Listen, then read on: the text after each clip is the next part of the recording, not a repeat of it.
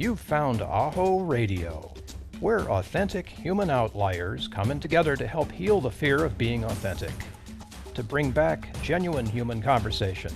No hype, no sensationalism, just honest talk about the critical issues affecting society, affecting humankind.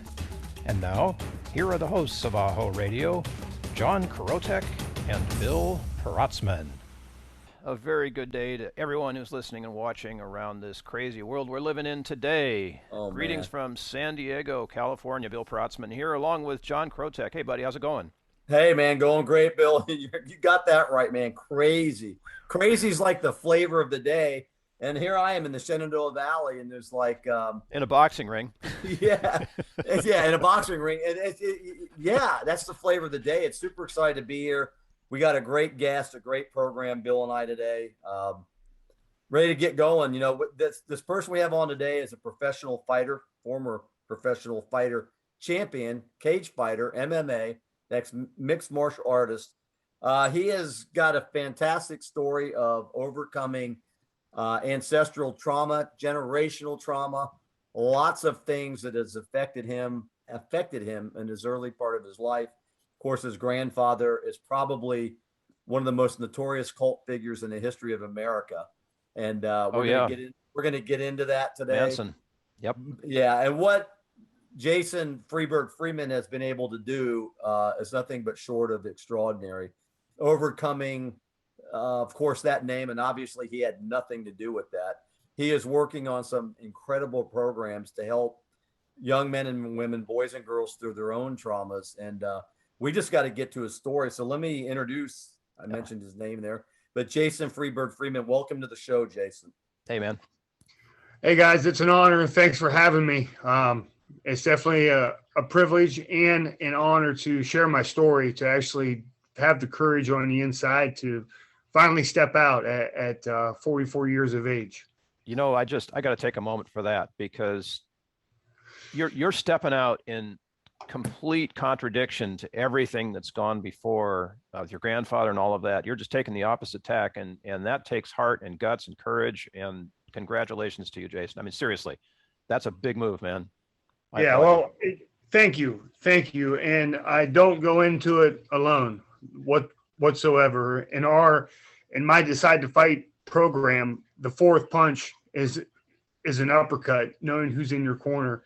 And that's been the most successful part of my journey in the past 4 years, is having the right people in my corner, having the right advice, and not to let the world's distractions overwhelm the truth and bury me underneath of it. I need to rise up. I need to see what's in front of me and continue making the right choices, because it ain't about me. It isn't just for me. It's about civilization. It's about our nation. It's about our people. It's about the young men and women who grow up with a fatherless home or no parents at all. And that lays on my heart. One thing, and Bill, thanks for pointing that out, but one thing that I want to let the listeners and the viewers know is that whenever the subject of Charles Manson, your grandfather's, come up, it's always been about him. And The interesting thing, you talk about who's in your corner, the people that you have worked with have always made it about him. And what really is, there's been a transformation here where we're starting to make it about you, because the real story is not what he did and what went down, but what you're doing now and today to actually help people. And I mentioned that you obviously, I mean, who would condone such things that they did? But the reality is the true story is about you, your story, and how you can take that darkness and actually turn it into light. I mean, you're doing some incredible things. You mentioned Decide to Fight, but you've also got a nonprofit, the Frontline Community Outreach Program. But give us just a brief background, Jason, of you as a person, and when you first knew that there was something with the name, the Manson name. When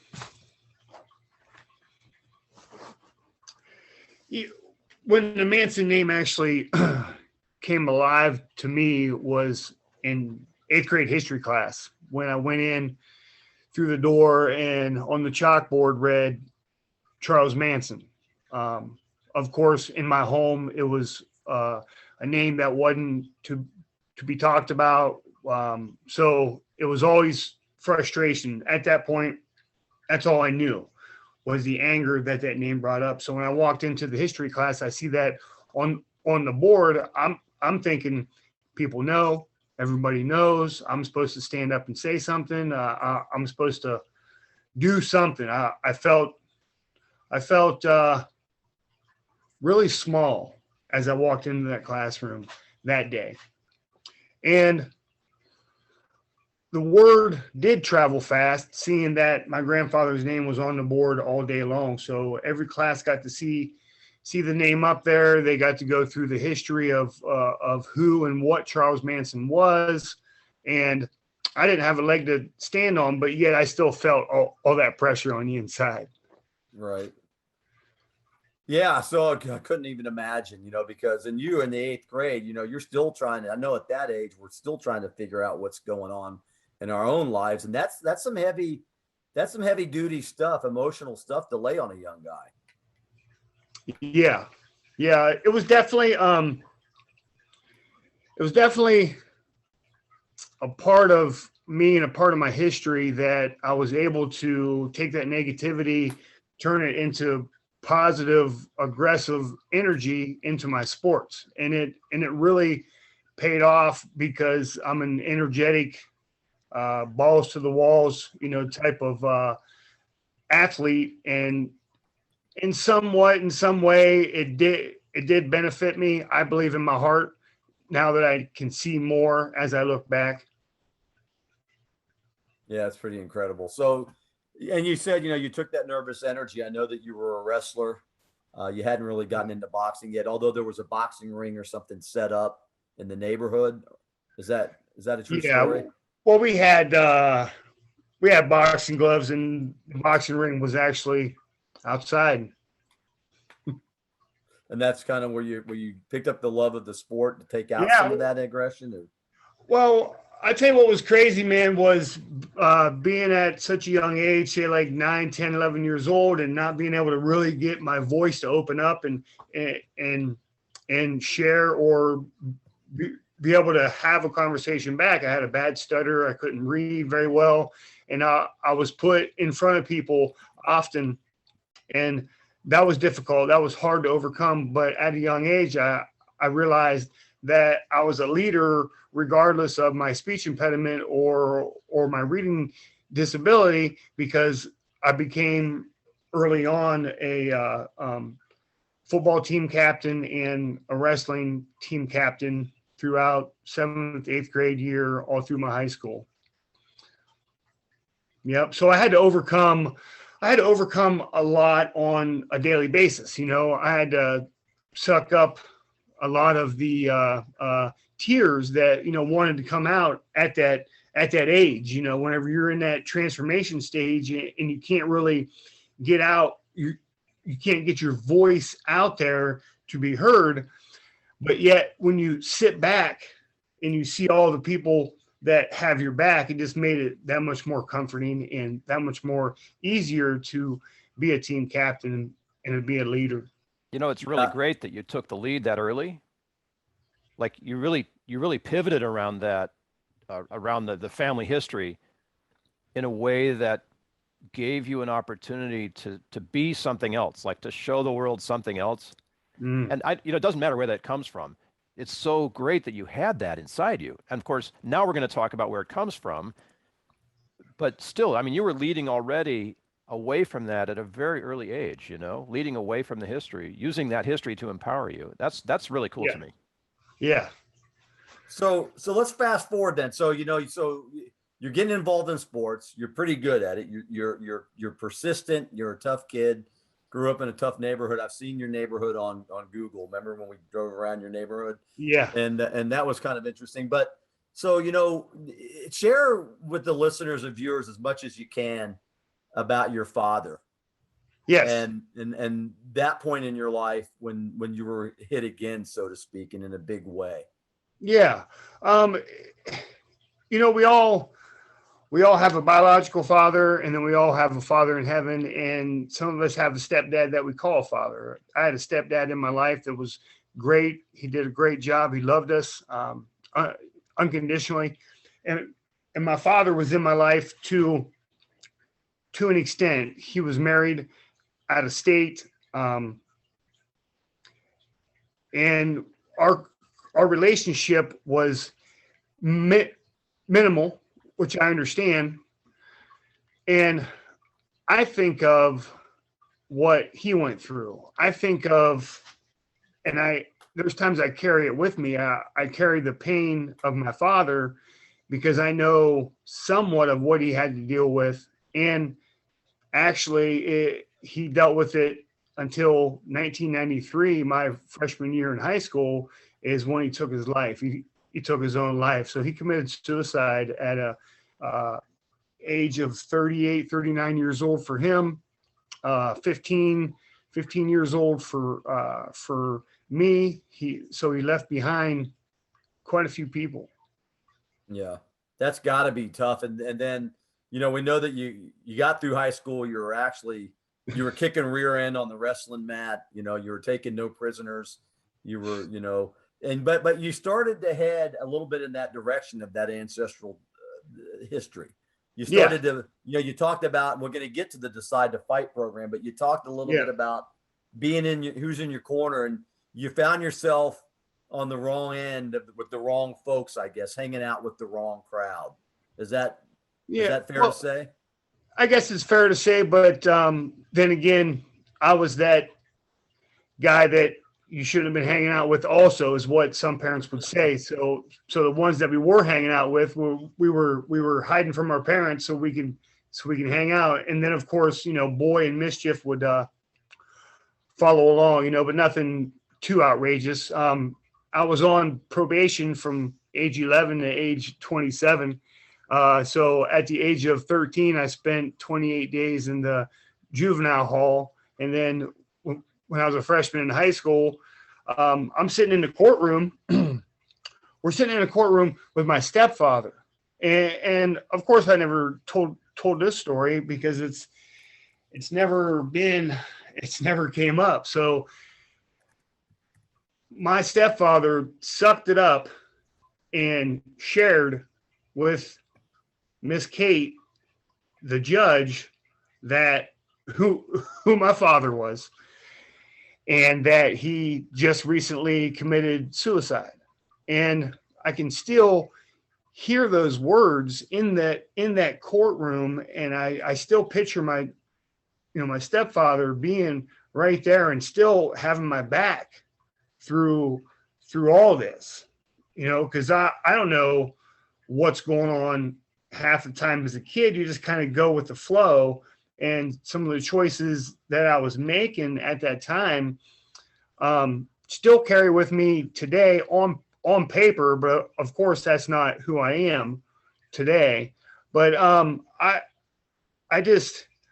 can't imagine the pain that my father had on the inside to go as far as taking his own life. That's I can relate because there's been times in my life where I've had suicidal thoughts, suicidal tendencies, but I always had something on the shoulder just shaking his head. You know, God saying, no, Jason, it isn't your time, and it's not your choice. It's not your free will to take your own life. So get back off the bridge and get your butt to work.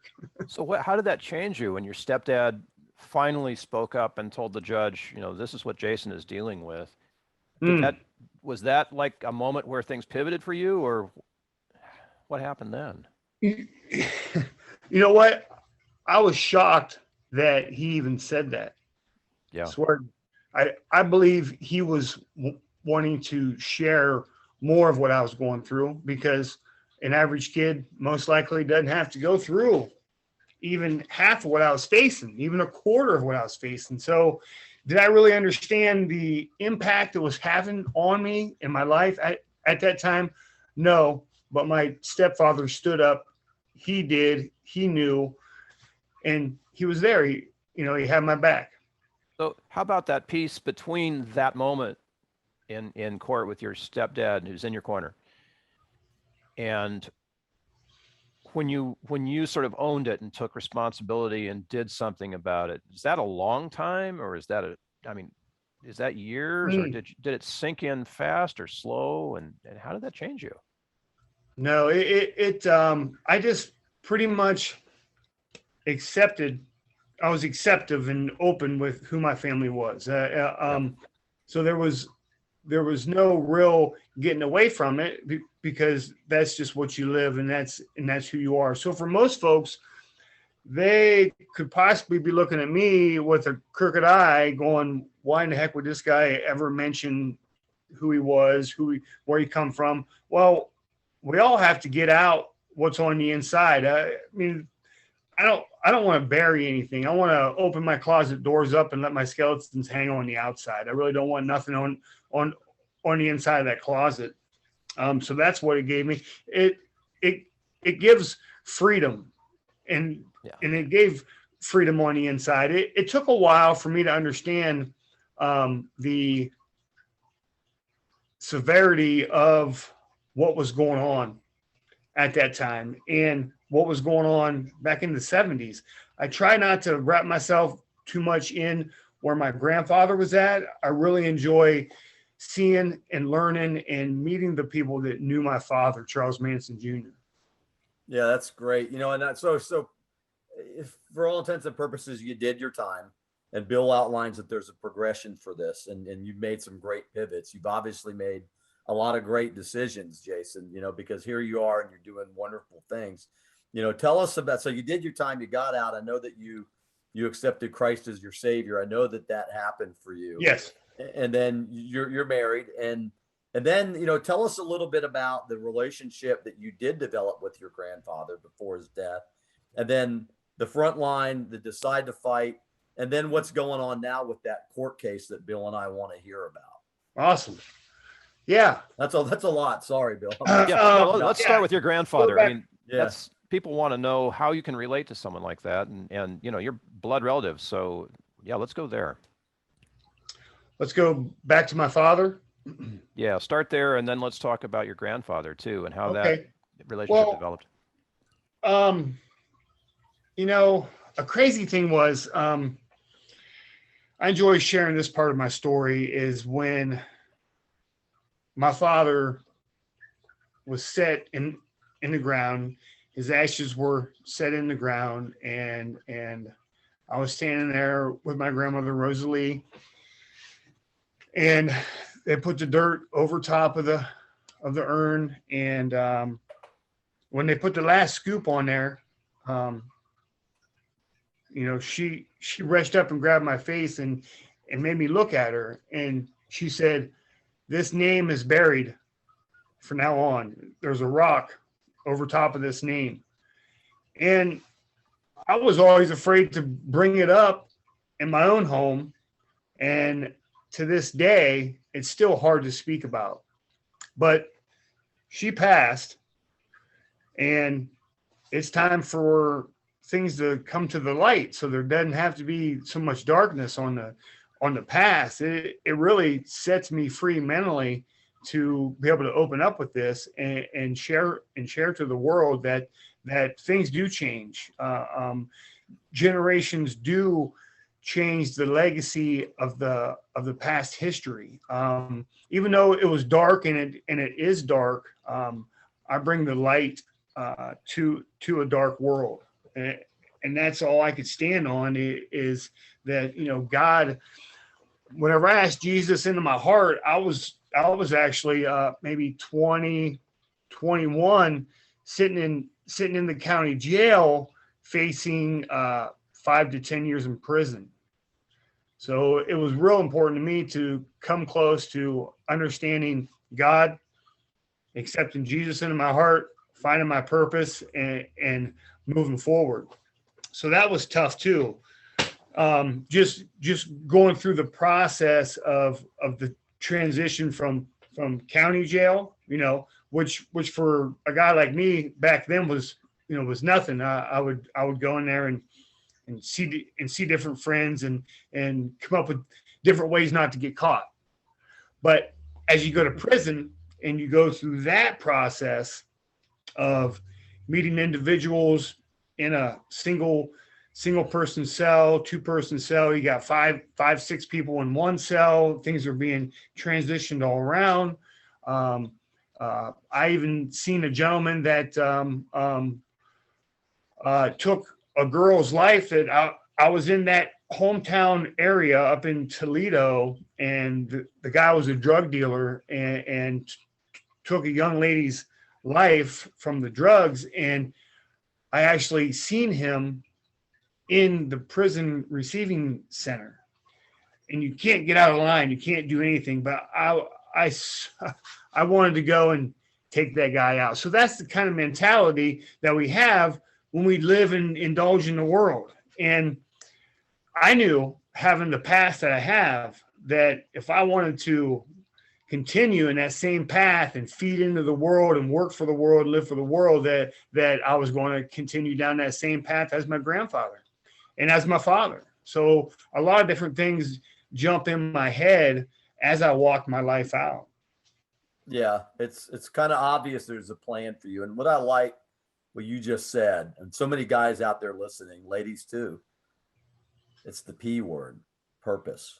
And a lot of times when we don't have a purpose in life, we do follow what the crowd's doing or move away from the things that we value and hold sacred in our own hearts. Bill mentioned the confusion and chaos of the world.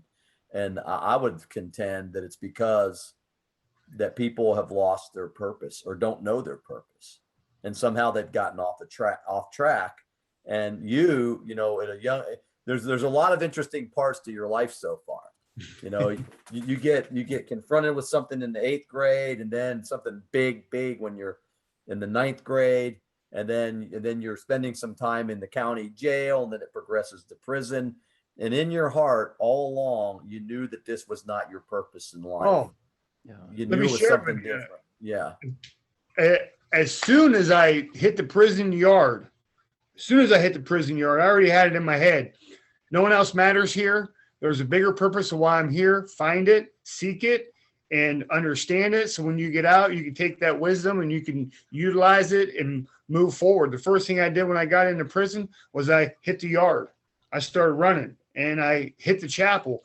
I already had a vision in my head of me becoming a fighter in the ring. And what did I see past that? All I seen was victory in my future. I just truly wanted to focus back into my sports, focus back into my body, back into my health, back into the mental health that I needed to move forward and not go backwards. I was going back to the same backyard for many years of my life. That's awesome. And that's, I know that Bill and I've had so many talks about calling and purpose and living to your core value sets and finding a way. And you have, your Decide to Fight program, tell us a little bit about your grandfather. I know that when he was sick and you wanted to reconnect with him. What was that all about? What was he like, and what happened? How did that go down? Well, in 2009, I won a mixed martial arts Ohio championship title, and there was a write up in the local paper. So I wrote him a letter, signed a picture, sent it out to him. I wanted him to see that his grandson is doing something with his life. And then later on, I heard from his fiance that they did receive that he did receive it. And there's been so many people in the past that has claimed to be blah, blah, blah to my grandfather that it just got to the point that they just took the letters like what I sent, and just set them off to the side, They didn't do any research to see if I was who I was. And so that's really where the first communication was ever sent to my grandfather and to his friends, was because of that of that championship. I was proud of it. I was proud to let my grandfather know that his grandson was doing better than what my father was doing and better than what he was doing, that I was going to leave a different mark in this world and nothing was going to stop me. Did you get any kind of a response back? I mean, other than the acknowledgement from Manson's fiance, right? Right. In 2011, when we were set up for me and my grandfather to first have our first conversation, I was in the oil field, and the conversation was, 15 minutes and maybe 30 minutes. And he was testing me for the most part to see who I was. And I was just happy to be on the phone with him. I knew it was going to take time for him to understand me and for me to understand him, Sure. and to really set my mind into the incarceration part of the lifestyle of the culture, and seeing that I've been there before, it really helped me understand him and his language, so that we can have a better communication. And it did progress then. Did it get better as time went on? You guys, did he trust you? You trusted him, and the conversations continued on. Yes. Yeah, we built a relationship. For what anybody can think of that as being a relationship, what I saw was I had questions answered. I finally got to speak to my grandfather on the phone.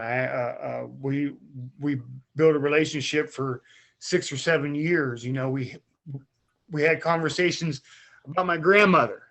That was the best thing in the world, was to share with him that my grandmother was real close to where I was at. And the time that her and I spent together wasn't a lot of time, but the fact that I got to share that with my grandfather, and I got to share things about my father that he never heard of, or that he couldn't comprehend because of everything that was going on. So to hear it coming from his grandson right to the grandfather about who his father was and where his grandmother went after they got divorced, and just sharing life's journey was,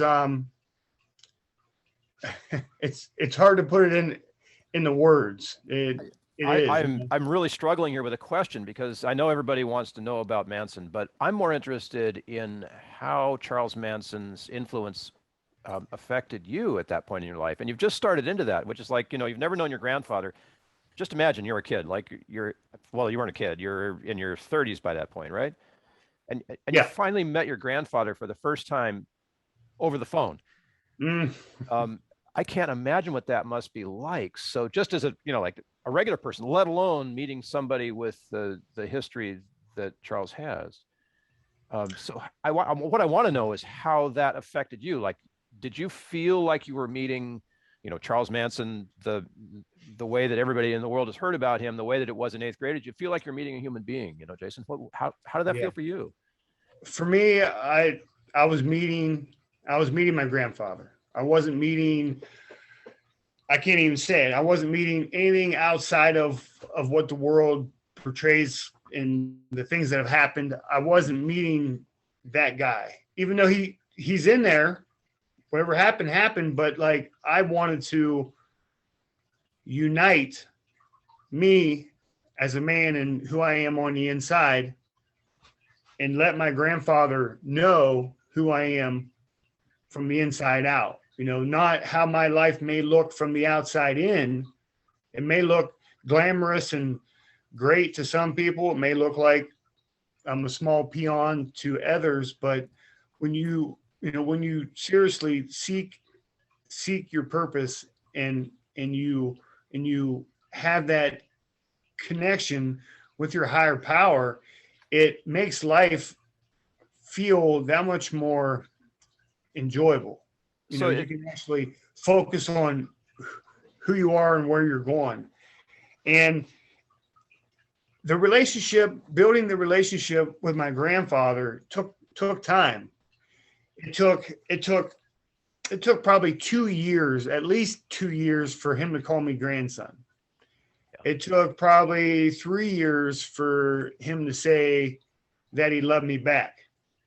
Right? He can't show any kind of weakness while you're in prison, especially being the high profile that he carried on his head.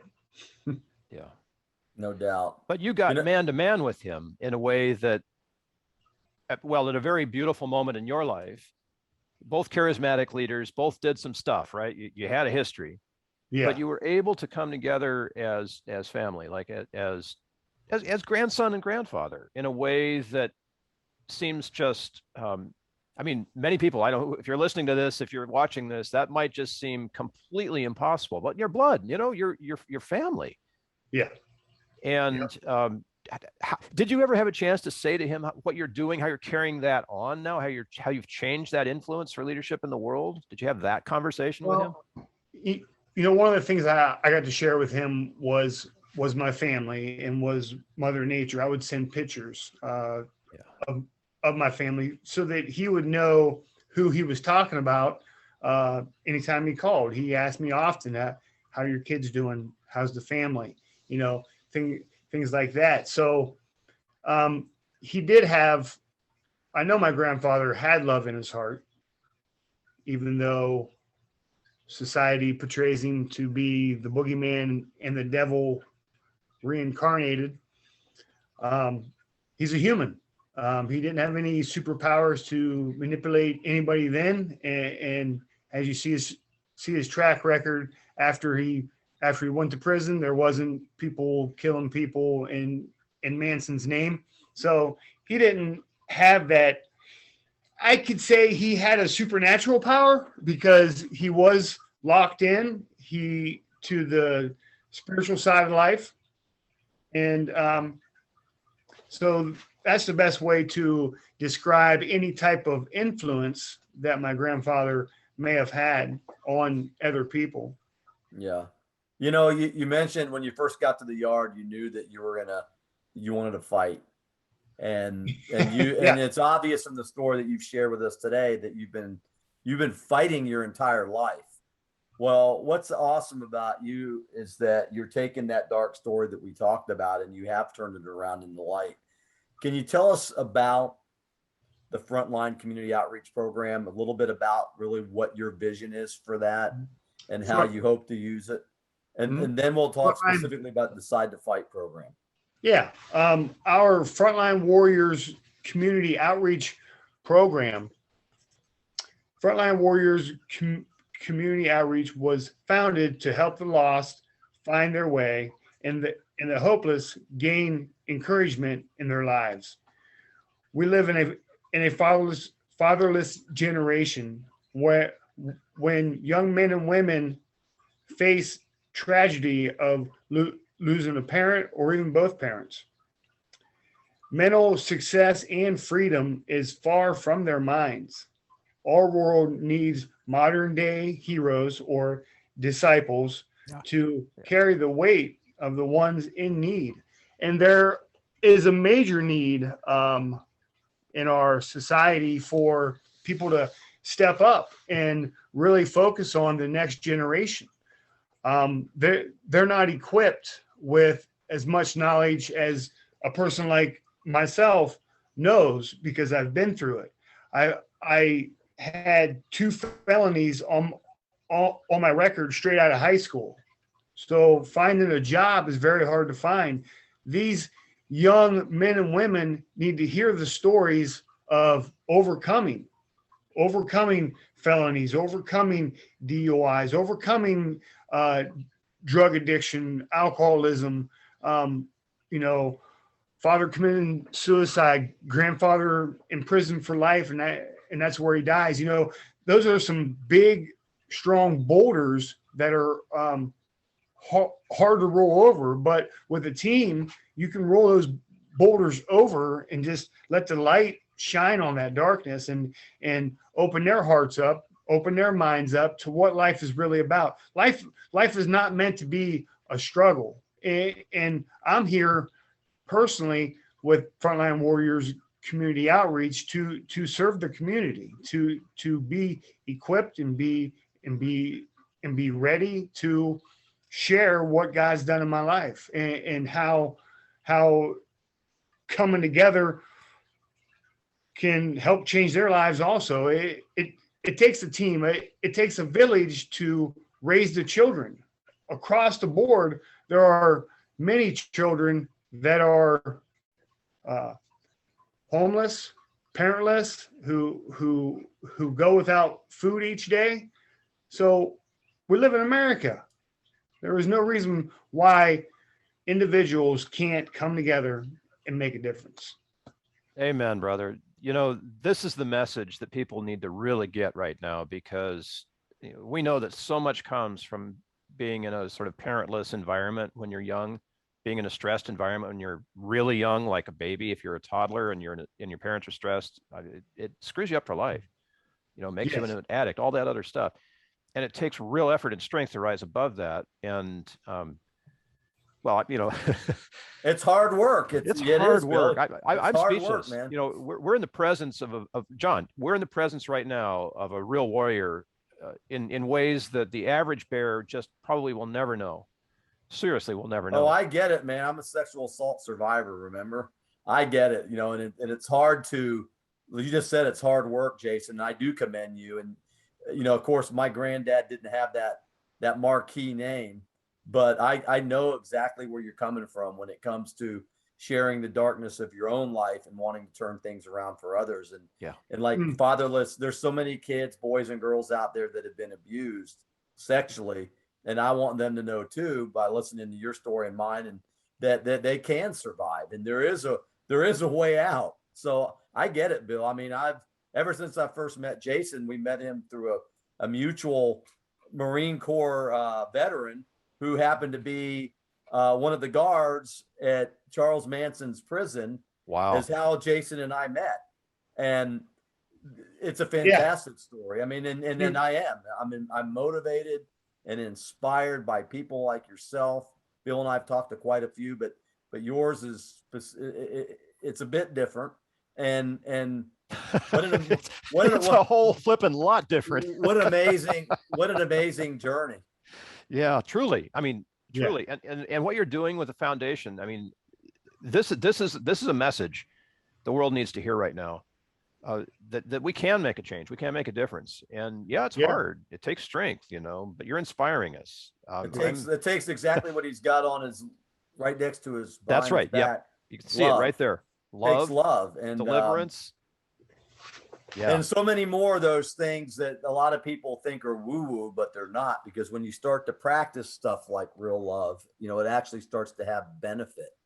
You know, so we really, you know, the Decide to Fight program that we've heard so much about, the jab, the cross, the hook, and the uppercut, is a methodology I know that you've created yourself. Now, of course, you didn't make up the punches, but you put them together in your own personal program and what they mean, which, you know, the story is one thing, but your Decide to Fight program is something off the charts. You know, tell us a little bit about that, but we want to talk a little bit about that court case too that's looming over your head. That when you win that, why you need to win that. So, but you know, talk about Decide to Fight real. Yeah, let's go there first. Yeah. Well, my Decide to Fight program is a 4-hit combination. Most fighters and some people on the streets know these punches. It's a jab, a cross, a hook, and an uppercut. The jab is Decide to Fight. When you make the choice and you decide to get back up off the canvas and swing back at life, and you start fighting back, you start to make those changes that you need to. And then our cross is dealing with our past. We can't do life alone, but yet we think we need to, because we feel that we need to keep that secret buried down on the inside. So open it up, wear your skeletons on the outside of your closet if you want to find freedom. And the hook is hitting your target. This is hard because how do we reprogram our minds to go from the way we used to think, or the way that we were brought up, the way we was raised, into this belief system that we're just to walk our days out just like every other ordinary person. But we have more on the inside to give, but we truly have to learn how to let go of our past, pick up what the present consists of. If it's our family or daily life activities, we need to live our life. So we can't carry our past with with us. I had to lay down a backpack full of junk about 90 days ago. I found out that my 20-year-old daughter is not my daughter. So after all this time, I had to literally stop my truck, pull over on 38th, physically drop to my knees, take the backpack off my shoulders, just going through the motions. There was no backpack, but the backpack is the weight of the world, the weight of our past, the weight of our sins, the weight of our human nature, Yeah. So my mind was going crazy. So I had to dump that load and get it off me. So when I got up off the ground and got back in my truck and wiped the tears away from my eyes, I knew that I left that back there. So when I got on the freeway, I know I left that back there. But as I got up toward 26th Street, you know what? There was still a little bit in there. There was still a little bit of confusion, anger, and frustration. I mean, I wanted to go into the sparring ring as soon as I could. I wanted to hit something legal that would hit me back. I really enjoyed, That's a good thing.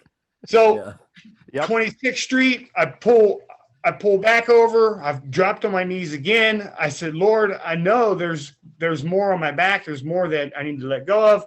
I grabbed it again. I was praying. I was on my knees. I grabbed the backpack again, threw the rest of it down. And I said, this is where I'm leaving it. I'm walking away from it. I'm going to leave it here on 26th and I can get in my truck and I can actually drive away. And when I drove away that time, I left my past behind me, and it feels great to have that freedom on the inside and the freedom for my mind to really focus on what's real. And what's real is today. Yeah, this moment. And now, so this is the tough question. That's the burden that you put down, but you've taken another burden, you've taken another initiative to basically solve. I almost say it's a paternity case, but it's kind of like an estate case around your grandfather's estate. Yes. Why did you pick that one up and choose to do that? Well, let's see here. When my grandfather passed, I had no intentions. I had no thoughts of my grandfather passing. And what do you do whenever somebody passes and they're in prison? What's the next step? Of course, leaning towards the people that are in my corner to help me find the right answers so we can move forward was a big important part. And just taking one step at a time. I speak to a lot of leaders and I lead a lot of different people also. And like what they tell me and I tell other people, I see it's a big issue. I know it's big, but how do we eat an elephant? Yeah. An elephant's huge. It's still one bite at a time, so I didn't look at the next step of the court case and the estate race or battle, whatever you want to call it. I was looking at the moment and taking care of my grandfather's remains, having a funeral. We did we were filming it. We filmed a lot of stuff, doing a documentary prior to my grandfather passing away. And this was kind of my journey to meet and see my grandfather. We have recorded phone calls and different stuff. You can find that documentary on Reels TV. It's called The Manson Funeral. It's a smaller portion. It's a cut down of an experience in my life that was way bigger than what they showed on film. We have so much film that really captured the ongoing struggle, the ongoing relationship, the ongoing struggles that my grandfather had in prison, with communication to the outside, to his family. So it was rough. I know that estate, you're in this legal battle to get the estate, and I know that the estate has value, and that you plan on using the estate. Anything that comes from the estate will be used to help frontline warrior community. Yes. And to help people. So, like Bill mentioned a little earlier, what an incredible story of taking darkness, and I mean, and then actually realistically and making it happen. I know that it's a battle. It's a battle. I don't want to go into, I don't know how much you can talk about it, but what are you going to do with the estate when you get it? Could I throw in on this first? Because this isn't something that the average bear is aware of right now, but I've done some background here, getting ready for us to talk today. And this estate has value in an interesting kind of a way, because Manson's name has been co-opted for other than good purposes, shall we say, for a long time. And there's a lot of people who have benefited economically. Companies have benefited economically off of this. And millions. It's in the millions. And I don't know how to go about resolving that. But here's a guy who obviously had a bad history that other people were benefited from in a financial way. Why can't we in some way, and this is a rhetorical question, but why can't we in some way redirect all of that bad-based money now to something good, so that something good can come from this life that injured so many people, so we can take the injuries and turn them into blessings? And I think that's your fight, isn't it? Yes. Did I get that right? Yeah. Yes, sir. Well, that's part of it. There's still that's part of it. I mean, it's bigger. The mission has always been in Jason's heart to do that. And in the conversations that we've had offline, we've had quite a few. You're right. There's a part of this bill that nobody knows. Yeah. And what they see and they read in the paper is one thing, but what the intentions that our guest today has is exactly that. To take that story, which has been co-opted, and people have made millions off the sad, dark murder side of it. And why not? And why not be part of that? And we are, and that's why we're humbled and thrilled to have you here, to be able to take us on that part of the journey with you. Because the more you get the story out, the more we can help with that process. Yeah, help you're right, point Bill. people with the love in it. And I know you can't talk about the case, Jason. I'm not asking for that, but if you could somehow talk about your intention or whatever, that'll do it. Yeah.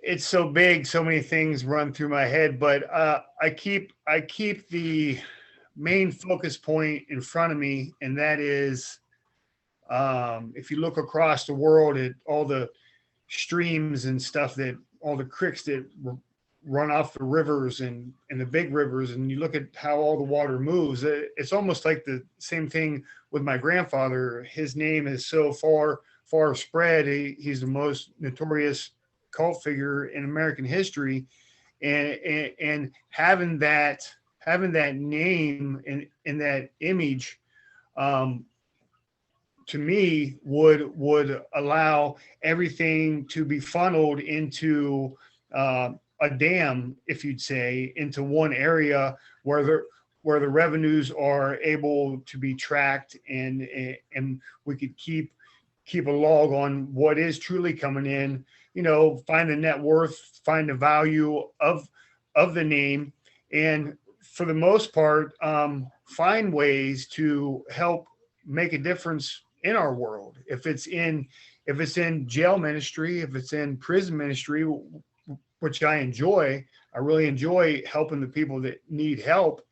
But this is much bigger than that. But just truly having control and a better understanding of not traditionally, continuously beating up the same story of the pain and the people passing away and the people dying the way they died.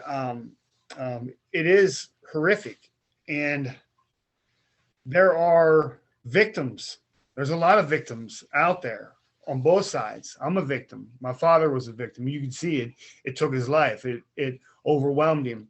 I'm not going to let it overwhelm me. I'm not going to let that happen, which I've already showed the strength to get through that, and I could share more stories and things of, and ways of how to guide yourself to get through a lot of hard times in life. There's times where there wasn't anybody around. So anybody except for God, of course, you can always speak with him. But where was I going with this? Yeah, how do you use the name for good? It seems to me like, an intellectual property case where if you have control over the copyright, right, you can decide what to do with that copyright. And I don't know the case inside at all, but I love that you're taking this name and saying, we need to transform this.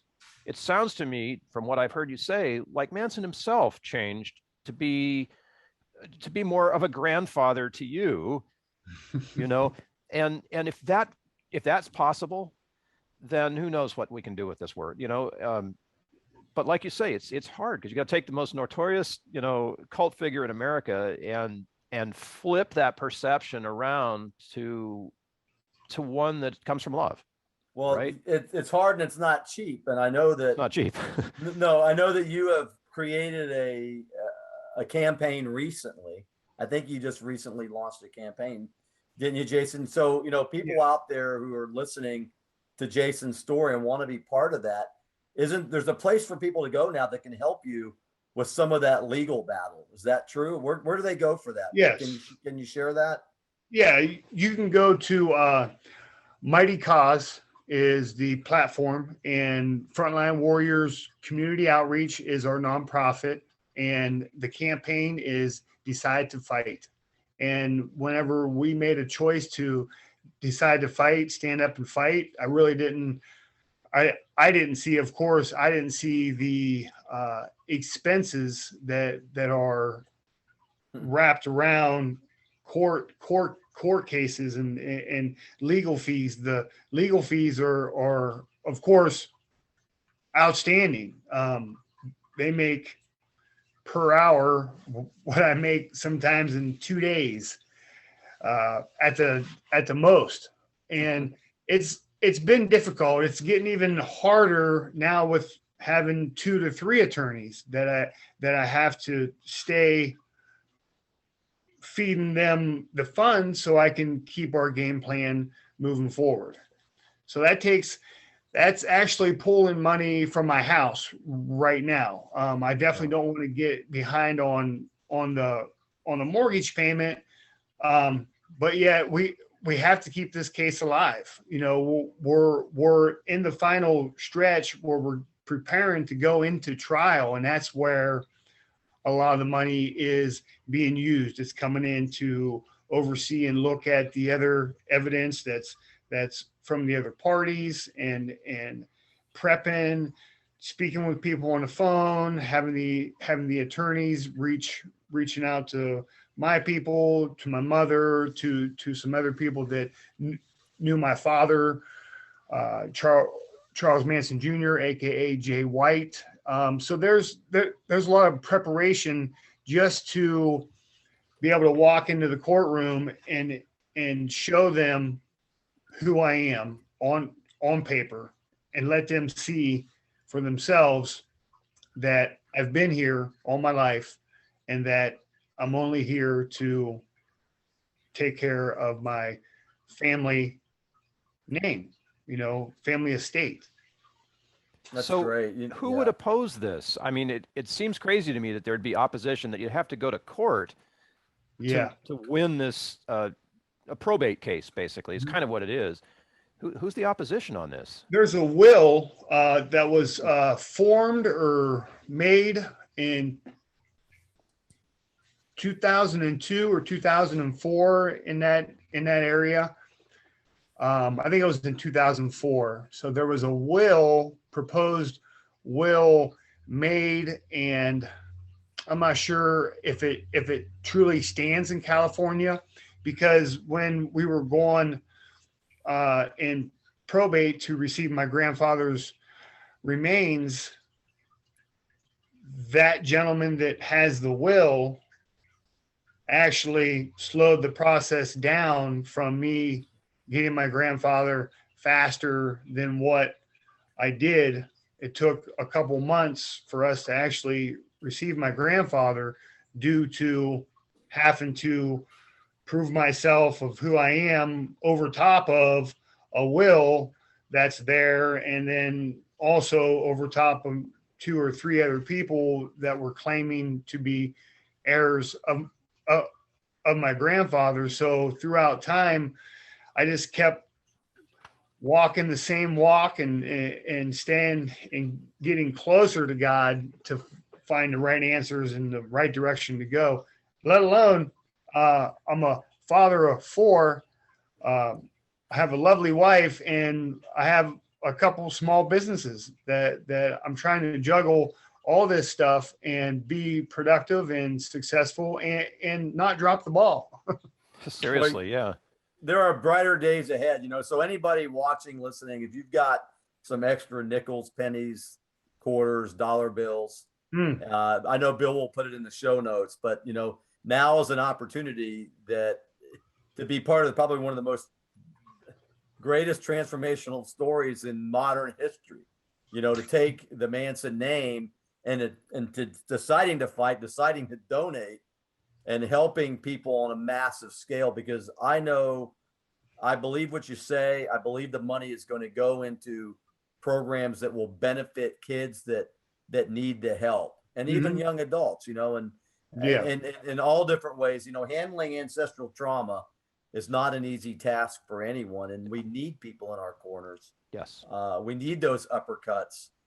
We need those punches, and we need to work together to make this life worth living with purpose and direction and a message of love and compassion and forgiveness. And I know that there's an end game for this. You mentioned the victims on both sides, and what I'd like to see that we're working behind the scenes with Jason is a reconciliation of sorts. And I know that Bill and I are excited to be part of that as well, and humbled to be able to bridge and be part of the bridge for this forgiveness. Oh my gosh, man. Your story it just goes right to my heart. Just seeing it as a family story. And it's the Manson family, right? But the family is what's transformed right now. And you're making that transformation, and that just, it gives me like shivers down my spine. And we want to take family and turn it around in a big way, right? Yeah. Because all you got to do is last name. If you look at my last name, it's Freeman, free man, right? Yes. So there's times I'll put a dash and then son at the end, free Manson. So let's just let him go. Let's just let the world let him go, because he's dead. He passed away. He's gone now. So he paid his time. Free Manson. So let him go. Let's start something new. Let's start something real. Let's win this case together. I need your help. If you're watching right now, you're watching for a reason. You're watching for a bigger purpose. I never had money. I always work for my money. So I don't know how to receive. So when I do receive, I tend to give it away, and that's fine.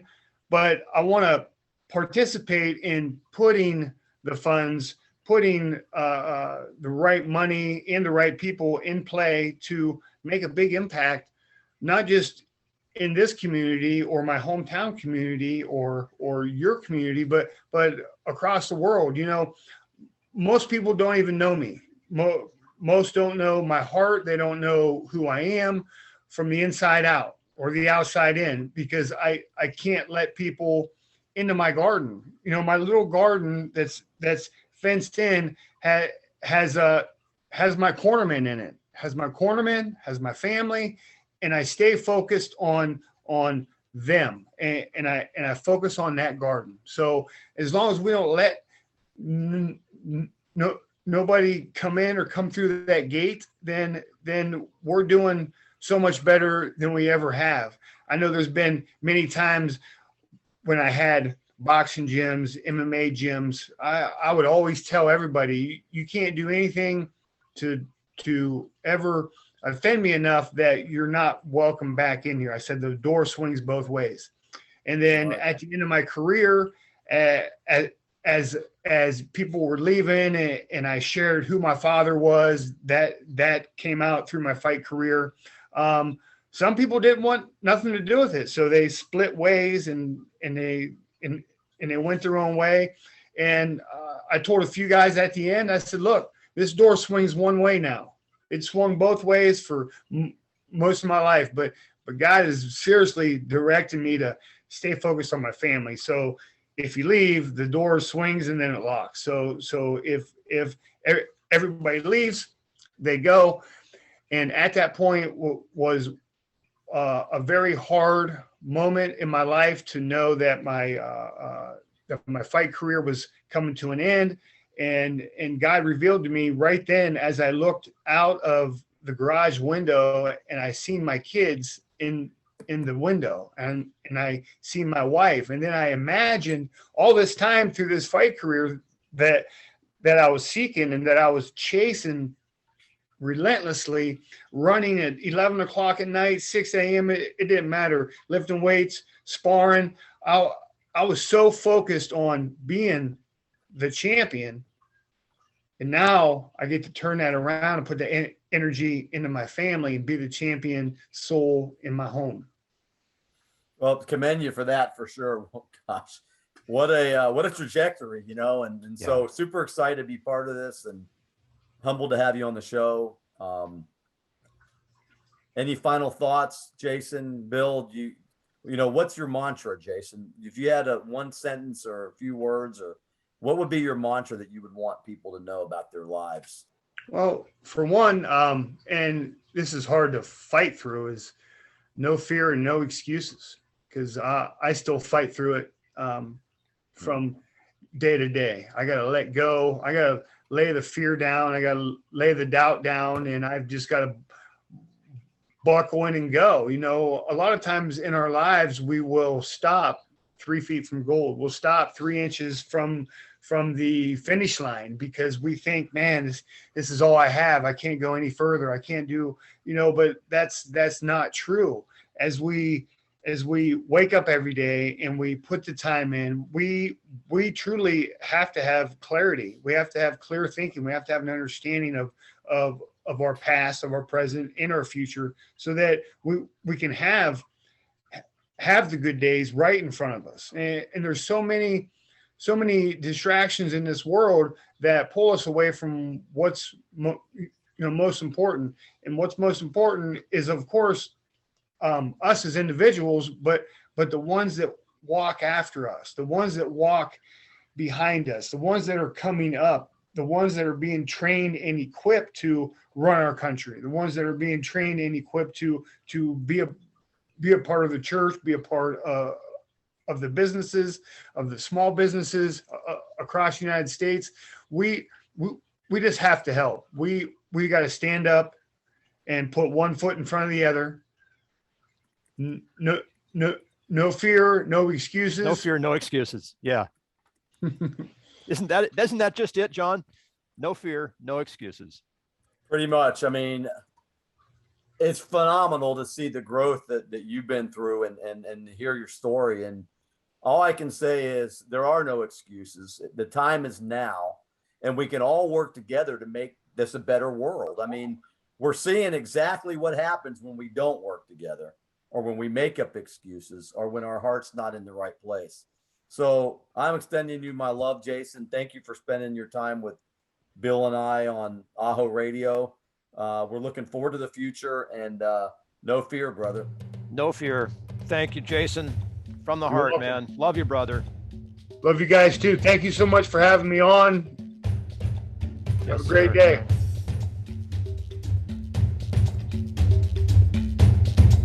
Thank you for joining us on this episode of AHO Radio. Information we mentioned is probably in the show notes, but if we missed anything, please let us know and we'll get it added for you. Subscribe to the AHO Radio channel on YouTube to stay connected, and, as always, we wish you health, success, and significance.